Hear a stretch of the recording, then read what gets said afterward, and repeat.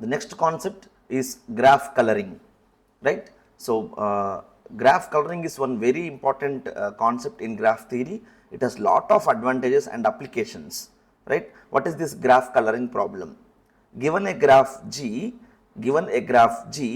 right, what are the finding out how many minimum colors are required to color this graph such that no two adjacent vertices have same color.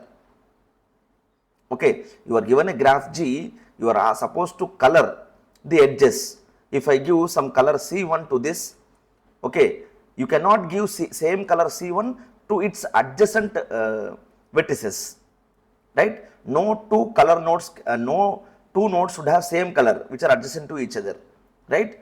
So, what is the minimum number of colors required to color this graph G such that no two adjacent vertices have same color, right. So, this is graph coloring problem, right. So, it has lot of applications, we will see that in due course. Let us understand this, that minimum number of colors is called as chromatic number, and it is represented like this, chromatic number like this, okay, of G. It is a count, it is the minimum number of colors required to color a graph such that no two adjacent vertices have same color, okay, right. So, let us see, coloring of a simple graph is the assignment of color to each vertex of the graph so that no two adjacent vertices are assigned same color. So, let us find out what is the chromatic number, okay, of this graph G. So, if I give color C1 to A, I cannot give C1 to B and C because they are adjacent to A. Can I give color C1 to D? Yes, I can give color C1 to D because they are not adjacent to each other. When I gave the color C1 to D, I cannot give the same color to E and F. I can give to G only. So, C1 here. Okay. So, this way I have assigned color 1 to 3 different nodes and making sure that no adjacent vertices are not having same color. So, again, if I give, let me choose color 2 now. If I use C2 for this B, can I use C2 for C? No, it is adjacent. Can I use C2 for E? No. Can I use C2 for F? Yes. C2 can be used here because these two are not adjacent. Same way, if I use C3 color for node C, the leftover is E, I can use C3 because they are not adjacent to each other. So, we have colored all the vertices of the graph with different colors such that no two adjacent vertices have same color. So, what is the chromatic number of this graph G? It is 3. That is, I need minimum 3 colors to color this graph. Okay. So, let us find out the chromatic number for this graph H, right. If I give C1 here, can I give it to B? No. Can I give to E? Yes, I can give that to E. Can I give it to D? Yes. No, I cannot give to D because already E is given C. Here also I cannot give. F? No, it is adjacent with this E, I cannot give here also. Can I give here? No, this G is adjacent to A. So, with only color C1, I covered only 2 vertices. Let us give color C2 here. When I give C2 to B vertex, I cannot give to C, I cannot give to D, but I can give to F because these two are not adjacent. Can I give it to G? No, because C2, F and G are adjacent. I cannot give here. Gone. Next, take color C3. If I give C3 to C, can I give that to D? No, because they are adjacent. Can I give to G? Yes, they are not adjacent. I can give C3 here. That's it. I cannot give, the leftover is D, so I have to use color C4. So, the minimum number of colors required here is 4. Why we need these kind of problems? Why we have to know what is the application of this graph coloring concept? Let us understand in detail. See, if maybe assume in our in campus, okay, in our university, we have so many spots where we have to place security guards. You know, in our campus we are having so many security guards at different locations, right. So, when I want to place security guards, maybe this is a simple, again you can draw a graph like entrance, then director building, then from there I can go to some what we say logo, that Orion building, right, chemical department, like this I can put the spots where I have to place the security guards.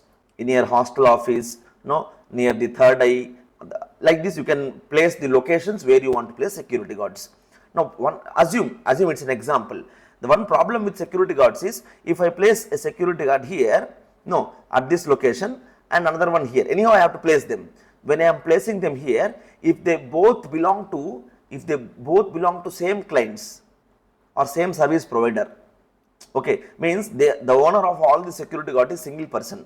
They are third party people, they are coming from another company. If they all belong to same company, they are friends, they are known to each other. What is happening? Maybe during night time or during free time, this fellow and this fellow are meeting at some point and they are chit chatting and discussing with each other. If they know each other, they will talk.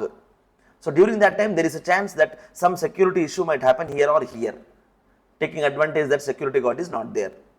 So how to avoid this problem? I want to place security guards such that no two adjacent security guards are friends or known to each other, or they belong to different same company. They belong to same company. What should I do here? Again, it's kind of graph coloring problem. Assume you are having two suppliers of security guards.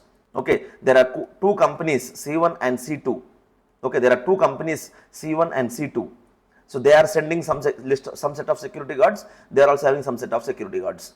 So place security guards in such a way that no two adjacent points, no two adjacent locations have same company security guards. So like this, how many companies of security guards should I invite such that no two adjacent locations have security guards of same company, right? So this, like this, there can be many problems.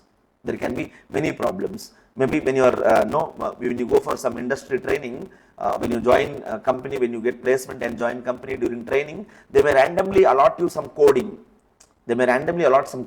See, this happens generally. If from one college 20 students came or 100 students were selected, from another college 100 students were selected, and there is another college where 70 students were selected. Okay, these 270 people had a training. They were recruited in one batch training they want to conduct.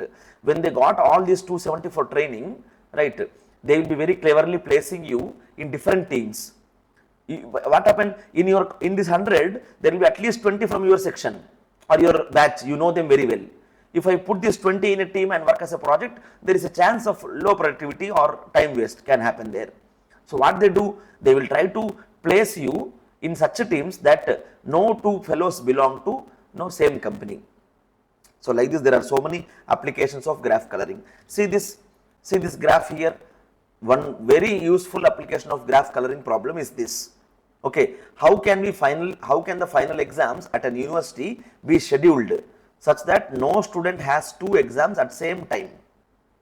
Meaning, how this is a graph coloring problem again. Okay, there are some 7 courses.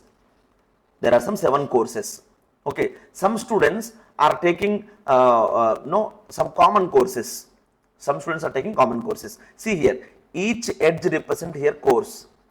Each edge represents a course, and each vertex represents a course, and each edge represents that there is at least one student who is taking subject 1 and subject 7. There is at least one student who is taking subject 1 and subject 7.